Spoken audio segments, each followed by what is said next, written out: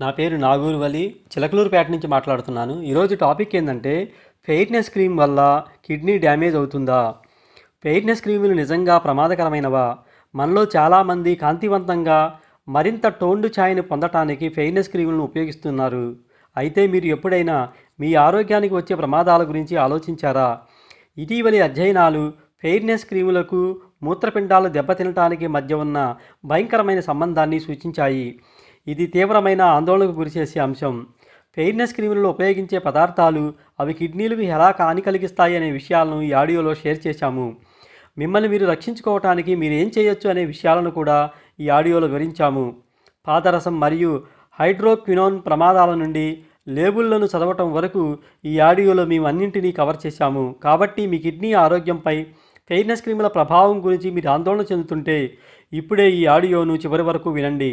మీరు ఫెయిర్నెస్ క్రీములను కొనేటప్పుడు 1-2 సార్లు ఆలోచించి కొనండి. చాలా ఫెయిర్నెస్ క్రీములలో పాదరసం మరియు హైడ్రోక్వినాన్ వంటి హానికరమైన రసాయనాలు ఉంటాయి. అవి తాత్కాలిక చర్మకాంతిని అందించినప్పటికీ దీర్ఘకాలిక దుష్ప్రభావాలు చాలా వినాశనకరమైనవి. ఈ టాక్సిన్స్ మీ శరీరంలో పేరుకుపోతాయి. అందువల్ల మూత్రపిండాల పనితీరుకు విఘాతం కలుగుతుంది. ఇది మీ మొత్తం ఆరోగ్యాన్ని ప్రభావితం చేసే తీవ్రమైన పరిస్థితి.